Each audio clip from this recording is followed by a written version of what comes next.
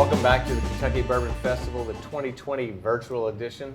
I'm Steve Coombs, your host for this event. We're going to talk about vintage whiskeys, how to buy and sell them legally, because a lot of that's not been done legally. You don't know anything about that, though, do you? No. Not a thing. I think my guests this afternoon are the owners of Justins House of Bourbon, and you got to be clear about that. Is Justins plural possessive, because we have Justin Thompson and Justin Sloan.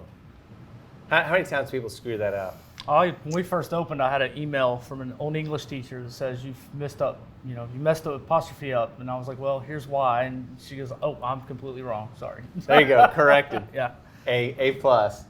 So, a thriving secondary market, still there, we know, but it really helped start the bourbon boom because of all these great vintage whiskeys that were found at strange places and sold back and forth illegally, we should say. But until, was it 3 years ago, House Bill, what? Is it 451? No, House Bill 100. 100, yeah. Sounds just like 451. Yeah. Passed and allowed the resale of people's vintage whiskeys to retailers like these guys to be able to not only kind of add to the excitement of the bourbon boom, but to do it safely, legally, and of course so the government can get its share of tax. So when were you guys ever thinking about creating a shop? There are two, by the way. One is in Lexington, one is in Louisville. You were collectors for a long time. How did the idea come about that you wanted to have a shop where you could resell these places, or these bottles? Like you said, I mean, there's a healthy collecting community out there, and we'd helped some folks curate some large collections there, and I don't know, I think it was always kind of a pipeline dream of ours, but like I said, the government stepped in, did the right thing for a change with alcohol regulations. And, made it easy, it was the last missing piece to make Kentucky the ultimate bourbon destination. It was kind of a tough pill to swallow to see places in Seattle and places in Washington, D.C. that had these great whiskey collections that you could sample in a bar.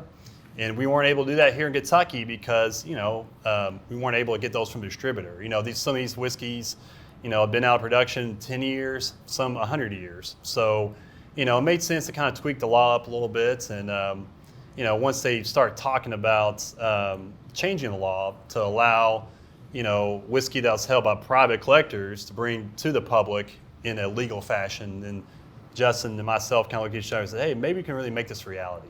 Because you guys had a lot of bottles you were sitting on. Yeah, we had a little collection going of our own, and it was like, hey, now we can, present this to people in a way, like a museum way, but also allow people to purchase them as well. So, we looked at each other and said, this makes sense. We can do it legally now. Let's figure it out. And I think the law went into effect January 1st. We were open February 8th, something like that. Not wasting time. Not wasting time. Let's get it 2018. going. Yeah, 2018. In Lexington. And you dragged the Bourbon Classic media crew in there like a couple of hot weeks after. We drank 1964 Old Fitz? Yeah, you drank some good stuff. Yeah, you drink some good stuff. Yeah. Thank you very much. Couldn't afford that bottle, but we got a taste of it. So talk a little bit about, let's say, for instance, that I had an old bottle. What is a vintage whiskey, and does it have to be a vintage whiskey to sell to you guys and resell? Yeah, so if you had something that you were interested in finding out more information or selling to us, then there's really three criteria that the state of Kentucky classifies as a vintage whiskey. One, it can't be opened. Two, it can't be bought from a distillery direct. And the third one is it can't be available from the distributor. I mean, I can't call up my distributor and say, hey, I want this bottle. And if they say, no, we don't have it, then we are allowed to buy it from an individual and sell it by the package or the drink.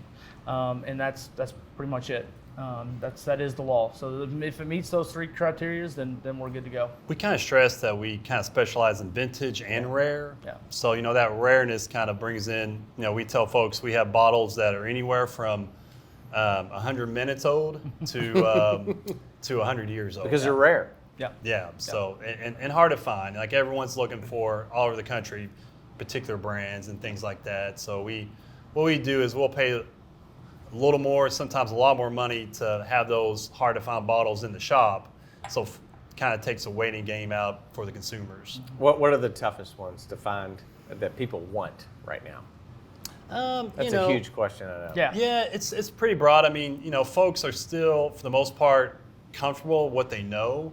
So, I mean, the things that come out, you know, the new flavor of the month is really the harder ones to find. And then it kind of, you know, folks want that immediately. They want that quick satisfaction. They want to, you know, show off to their neighbor or just they get excited because they hear about it. You know, right now I would say like the Weller single barrels is a real popular one. You know, just things that if it's been announced, you know, everyone's looking for it. And once they go to 2 or 3 lotteries and strike out or raffles, then they say, okay, let's see if these guys have it. So. Isn't the joke around your 2 stores, Justins House of Blanton's, because the amount of calls you guys get for Blanton's all the time? We get calls about Blanton, certain dates, certain letters. Yeah, people always call about that. It's definitely becoming a big collector's thing. Yeah. And then, you know, they do the, of course, they have their international lines that they have, and the limited edition ones they do just for the international markets, which are it's fabulous whiskey and it's you know a great collector piece to get into right now as far as appreciation. It seems like every year they keep on going up. When you mentioned the international lines and the duty free and all that kind of stuff, it just shows you guys have a little bit of study going on. How did you approach whiskey collecting years before even you had your stores as students? For me, it was what I liked. I purchased what I liked, and if I liked something, I would buy 3 or 4 of them. And if I didn't like something as much, then I would sell that one, trade that one for something I did like. But did you anticipate ever selling them down the road, or was it just, I mean? No, we didn't think we could do it, you know, like we're doing now, certainly. You know, it was more just like, hey, let's, you know. This is good enough to buy 3 of. Right, this is a hobby, you know, there's certain bottles I can go back and, like the Booker's Rye, I love the Booker's Rye. I think at one point I had probably 15 or 20 bottles of it. I drank probably 10 of those, but I just like it, you know, and I saw it needed to get as much as we could. And same thing with some of this stuff. Like I don't think you would, but one bourbon classic, we had a 1933 Old Taylor, and I just like that Old Taylor stuff. Sorry, me. Yeah, I know. You missed out on that one. Did you go to certain websites or books to kind of brush up on your knowledge? Because there are a lot of good collectors I know who really don't know that much about even what they have in their possession. I would say we've been fortunate to be around some of the OG kind of collectors and, you know, folks. I mean, we got into it probably at the right time. You know, 10, 12 years ago, you know, folks, it wasn't about having 100 bottles in your collection. It was about what you had actually drank. What have you tried, you know. And sharing those. Like, you know, can tell how many bottles we've opened up with multiple people like you talked about. We had brought you in, we let you try us.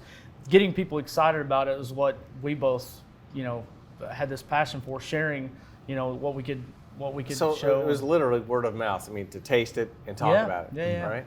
And then just, you know, curiosity. Oh, man, you know, I want to try that Old Taylor from, you know, what's now being rebuilt. Before Castle and Keevan bought it, but now Castle and Keys, like, I want to try, you know, something that was distilled there. It's closed down. It's right down the road. Let's figure, you know, and then you go down, you're like, man, that's good. So then you go in that rabbit hole of finding all those, you know, old ones. And you just go, you know, kind of. You just accumulate the knowledge along the way? Yeah, it's like just a neurotic tick, I guess, that you just like, okay, now what road are we going down today? So if I'm a guy that has a vintage bottle and I come to you, talk about the appraisal process. What are you looking for that makes that bottle special? To you, the buyer, not so much me, the seller, that probably a little bit too hung up on my own purchase. Sometimes, I mean, we, you know, fall for our own faults, I guess. Like, oh my God, I love that bottle. Yeah. Like, even we know it's going to maybe take us 2 or 3 years to sell it. We're like, man, we just want that in our collection. So we still have a collector side that we just want some of these crazy. Collector, hold on to her. Oh, yeah. Hoarder side. Yeah. Cringe when they call me and ask, like, what's the price for this? I'm like, oh. I don't know if we want to sell that one yet. Like, you know, hold on. These 2 are perfect examples, stuff that would sit on a shelf for, you know, a very specific buyer would have to come in and buy it, but I'm not sure that we would, you know, say, okay, these 2 are okay to go out the door because we both love them so much. And I was like, I don't know. So it's a tough, as a business, people writing checks, it's kind of tough sometimes to decide what's okay to go out the door and what's not. So. And is that a decision made by both of you guys? I mean, because if you just had a hot price or a hot offer on that? I think it's give or take. He lets me win some, I let him win some. So if I were to have brought you this today, what are you looking for that's positive or negative about this syrup-colored Old Taylor? I've never seen a whiskey that dark, I don't think. So for one of the reasons I brought this one is, you know, you talk about tax stamps, you talk about, you know, everything else. Well, the good thing about these Old Taylors, and it's a great capsule, you can see the fill level on this one versus this one right around the same period. These caps were great, and they're a tin cap, but they have a cork O-ring that sits on top of the glass. So evaporation is a great seal. Really great seal. And one of the reasons I brought this one is even though the tax stamp is not secured all the way down and it's a perfect tax stamp, the tab on the tin is still there. So nobody, to get this bottle open, you would have had to rip that tin that's kind of perforated all around it.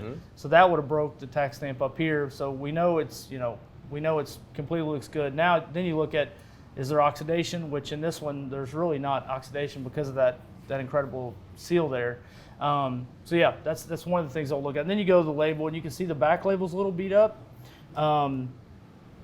which is these are 100-year-old bottles. So I'm not looking for perfection on maybe the back label or whatever, but the whiskey looks clear, it looks dark, it looks good. The cap's still there, it looks good. And there's actually I think this is I believe that's a Florida state tax stamp there. That's the orange. I'd have to go back and look, but get a closer look at it. But I believe it's a Florida. So this one is a quart. So quarts during Prohibition were allowed in certain states. Florida happened to be one of them. So the dots point to the Florida tax stamp. It was Florida. There we go. Justins House of Bourbon is home to the largest collection of vintage bourbon for sale in the world, ranging from pre-Prohibition to today. 2 Kentucky locations, Louisville and Lexington. Visit us online at thehouseofbourbon.com. You just learned that by Just reading up on it. Now, I had interviewed you some time ago for an article about how to take care of these things, and I would see that some of your phrase that kept coming up, I don't know if I quoted you in the story, was to keep your friends' grubby paws off your bottles. Because you and Jared Hyman talked about never grabbing the tax stamp, like tilting it almost like a bottle of wine to only touch glass. Talk about how this bottle could have been better cared for, other than the liquid inside. Well, like I said, because it is 100 years old, you don't expect it to be perfect. It would actually be a big red flag if it was, but it does have some patina on it for sure, but just some common sense things. You don't want it in direct sunlight. UV can damage. What about electric light? Because I've seen people put them in curio cabinets recently, and I'm thinking, because that's warmth too. Yeah, you wouldn't want it too close. Some of these lights can get really hot, but UV can really, really do some damage on the outside and the inside of the bottle there. So just, kind of a dark, kind of a cool place is the rule of thumb. Yeah, cool and temp, not cool and like cool. No, yeah, you don't want it in your attic. You don't want extremes. You don't want to expose the extreme coolness, just being outside in a shed or something like that, or extreme heat. Yeah, room temperature is fine. How old is this bottle? That was made in 1917. I'm thinking it's the actual tax stamp part of that is late 1920s. And this bottle over here, tell us about this. It's a James E. Pepper. James E. Pepper, yeah, and it was distilled 1911, bottled in 1917. It's made in Lexington. That's a fun little story. We ended up with a case of these, actually a little more than a case of these, and this is the last one we have left. But, was that done at the distillery that you can still see the old structure at? Yeah, James Pepper down in Manchester. On Manchester, yeah. If anybody's from out of town that hasn't seen this yet, there's a place called the Manchester District, or the Distillery District just outside of Lexington. That's a fantastic place to go, and it's in Lexington, just outside downtown. It is outside of downtown. Thank you. Yeah. There's a Louisvillian talking about Lexington, so they're quick to point that out. Yeah. And but it's a beautiful place. He really repurposed that nicely. Great spots to eat and drink. Breweries, pizza joints, little bit of everything. You spend your day there. Yeah, absolutely. Why is it so dark? It's beautiful. Good question. I think it's a lot to do with the age of it. Being still 1917, getting up to the 19th. It's probably 15-year-old whiskey in it, and at that point they were dumping some old whiskey into stuff, especially during Prohibition, and because they're heading up to Prohibition at this time. Yeah. So they were just trying to get it out the door. Oh my gosh.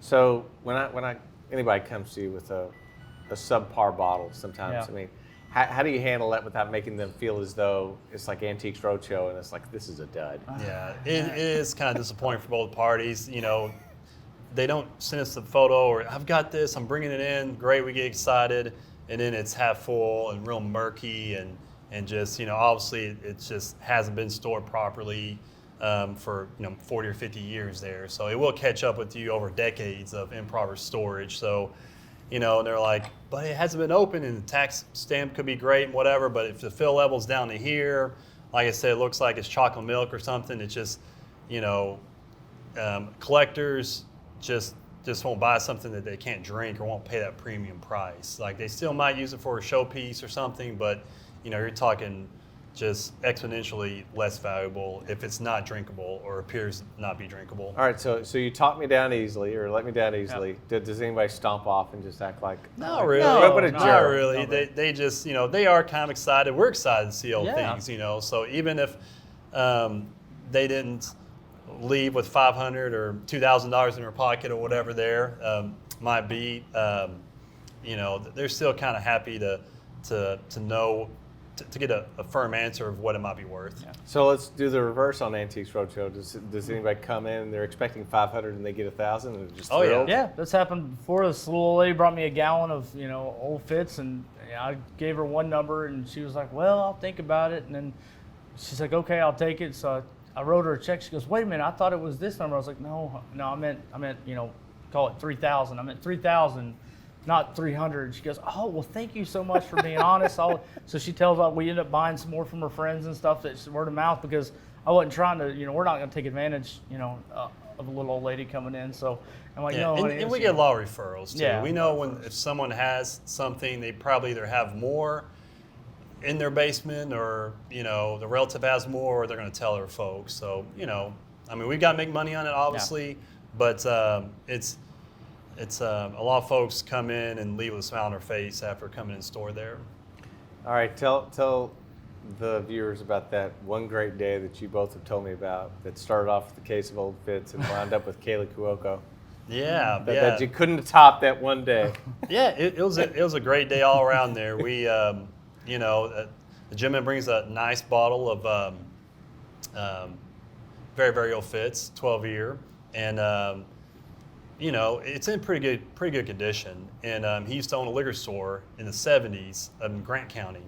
And he did say, we just asked him, hey, you have any more? He goes, yeah, actually I have a whole case of this. It's just like, I'm too old to bring the whole case from my apartments, whatever. And he said, you know, it's a couple miles up the road. So we went and looked at the case, and it was in great shape. And Unopened, right? Unopened. Everything was unopened. Obviously, he'd opened the case up enough to pull one bottle out. So. And had a couple 15-year.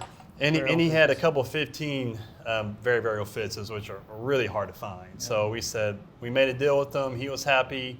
He had a few pieces of memorabilia that we couldn't make a deal on that were excellent condition. But brought the whiskey back. There was an old beat-up minivan in the parking lots. And I was thinking to myself, well, this is someone that is trying to sell a bunch of Jack Daniels to us. Because when we first opened, we had a lot of people with these collection of Jack Daniels from like late 90s, early 2000s. Nothing. Some of those are actually kind of collectible now. But like, anyway, folks will bring, you know, their different Jack Daniels bottles thinking. And so that's what we thought. And we walk in, it was Kelly Kuko there from Big Bang Theory. In case you don't know. And her fiance, and they were wanting to look for a special wedding bottle. So we show them that 15-year very, very old fits, and she actually knows her whiskey there. Mm-hmm. So we nice. sampled some whiskey. We opened, I think we opened a 12-year very, very old fits for her, and that sealed the deal. And she bought that and a few other bottles, and Had them on their wedding day. Yeah, so pretty neat there. We saw her a couple of days later rolling around the minivan. They're equestrians, so they're in for a horse show. He's professional and she's an amateur. I right? believe so, something like that. Yeah. So, but very, like I said, just saw the earth. I mean, just Great people. you know, just no makeup on, just hanging out and riding clothes on, and just you know, left with some pretty special bottles. And that was fun when you can, you know, find someone that's looking to move a bottle, and then someone immediately says, "Yeah, that's special. I'll take it." So we were that's pretty walking cool. in with it, and she's like, "Oh, what's that?" And we started going to the store. She's like, "Okay, I have to have one." What's Crazy. the rarest one you've ever found? Another Fitz, probably Yeah. a Black Hawk. Black Hawk. Yeah. What's a Black Hawk? I've never even heard of that. The Works did it for. He was a distributor for Old Fitz up in Chicago, and they own the Blackhawks, Chicago Blackhawks. Oh, okay. Oh, sure. And so he did it for Friends and Family up there, and The Van Winkles. Yeah, the Van Winkles. Let them choose a few barrels. Yeah. So This would have been how long ago? Maybe It was many 70s. years. So, what would that bottle have been worth?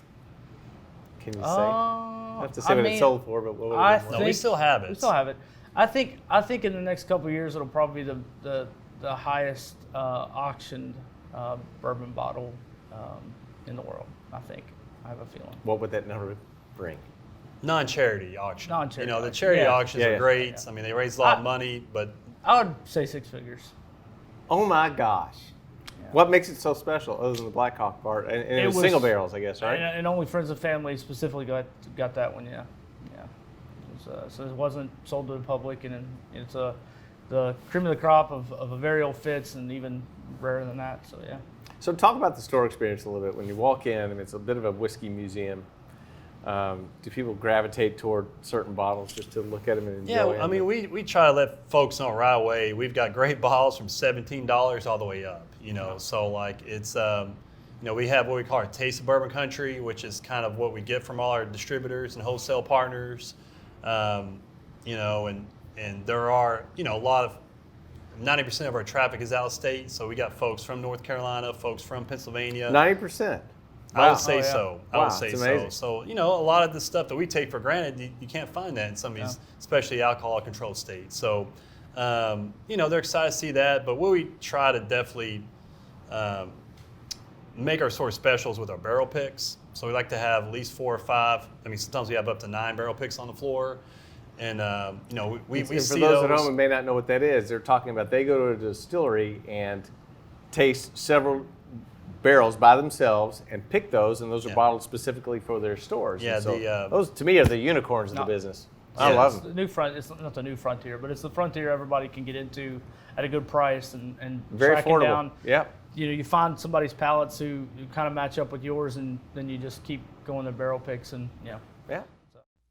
Justins House of Bourbon is home to the largest collection of vintage bourbon for sale in the world, ranging from pre-Prohibition to today. 2 Kentucky locations, Louisville and Lexington. Visit us online at thehouseofbourbon.com. So we have a good selection of barrel picks there, and then of course we have the rare and vintage room as well. So folks, do come in. Hey, we're looking for Blantons. We're like, we do have the Blantons or the Elmer T. Lee or whatever there. That's 7 or 8 years ago was you could find on the shelf, and this is not the case now. So we do pay premium to bring it in. So folks I think understand that we just take kind of the waiting process out of it if they need it right then and there. So. But it's fun. Like I said, people come in with a smile on their face and buy some whiskey and leave with a smile on their face. we try to take the intimidation out of it. It can be very intimidating walking into a store like that and all this selection and all these old bottles, and maybe you don't know as much as you're walking into or whatever. But we really try to make it more of an experiential retail. So like, yes, you can go there and buy a bottle, but you can always go there and get an experience and learn something when you come in, or ask any questions you want. There's no dumb questions. Like when somebody walks in the door, we're set up to where somebody's going to greet you when you walk in the door. Are you looking for anything particular? Where are you from? What can we help you with? And walk down that road to find you kind of what you like to drink and other options with that, and kind of navigate that with you, instead of just throwing you in a big shelf, big shelves and shelves of booze and say, here, find something. So with hanging around as many master distillers I had with the Bourbon Review and things like that, I mean, obviously it's very important to leave folks with some knowledge. So whatever they buy, we want them to be able to present it to their friends and whoever they taste with and know the story. So How that's fun is that education piece of the part? it's fun. Yeah, Part- yeah, it's fun. and that's So what I much think fun. makes us very successful there. With that's why people come to us. I mean, sometimes they know exactly what they want and they go for it. A lot of times they're just looking for something they've never had before. And why is this bottle special? Or they And- can't find in their home state, or And you guys have a tasting bar. You have Yeah. a full bar. You can do Yeah, cocktails. they can So try before they buy. What percentage of people who come in really go, well, I want to taste that first, or taste something that's not even in the store but is on that tasting bar? Quite a bit. I mean, quite a bit. It's definitely a good piece for us to to introduce people to new things and say, hey, look, why don't you just give it a shot and try it, and then typically if we're presenting it to them for them to try, then it's something we are pretty sure they're going to like, and then that leads to finding it on the shelf. And It works on my wife, trust me. She's tasted a couple bottles there that we had to go home with. go. We were on our way to the U of L game, and we had to go back to the car and drop the bottles off. It happens. Yeah, it's great. It's a great byproduct, and those bottles are gone thanks to probably me more than her. So somebody has a good bottle. How do you recommend they bring it to? Should they call first, or should they just walk in with the bottle? Sure, call, Yeah. Facebook, email us, whatever there. It's always great to, we don't want to waste their time, especially if they're coming in from out state or driving in from over an hour or something. It's like, let's at least look at the picture and make sure it looks somewhat legit. Now, we can't make any quotes, based on that picture or make it firm, but we can say, yeah, that's worth us taking a peek at it. So, and they say, hey, what's it worth? We say, well, this is what we'll pay for it, and then you can do your own research based on that, or we can make the deal right now, or however. And like I said, it's just kind of, it's a legal way to do it. We're not hiding in the shadows. We have our brick and mortar right there. So, we're going to be there the next time you come in. Yeah, town, we got roots here. So, Yeah. we've got to make sure we keep it fair there. So now that you are on the legal side of the secondary market, has that changed the secondary market at all, or is the Not secondary really. market driving your prices somewhat? Both Both, there. yeah. So like I would say, some folks are comfortable with meeting that person or having a person ship them a bottle or meet them in a parking lot at Walmart or something like that. And, there are some horror stories out there. Every now and then you're going to have a ball that breaks or gets confiscated in the mail or something like that. And then you got a decision to make, if you're the seller and or buyer. So, we do take that risk out of it there. So, the secondary seems to be, collecting whiskey and all that, this continues to grow and grow and grow. The interest in bourbon, I believe, we're still tip of the iceberg. And, some of these groups, like, these folks live and die and breathe in these groups. Well, even if it's, let's say, a Facebook group and there's 10,000 people on it, well, I don't think they lose the concept of, there are millions of people in the United States that are potential customers. So, there's a spot for us and for them to still coexist. Well, guys, it's been a huge pleasure having you here. These guys have been friends of mine for a long time. I'm blessed to have them here. We're all blessed to have their retail outlets for us to have those products and to have that knowledge shared. Their staff is incredibly knowledgeable, and we can't wait to have you at the live Kentucky Bourbon Festival in Looking forward 2021. We can't to talk come even back more about it. in person, That's right, because there's so much see more some to crowds. talk about in this thing. So thanks so much. Enjoyed. Cheers. As always. Thank you, All Steve. right, Always cheers, good to see you. Steve.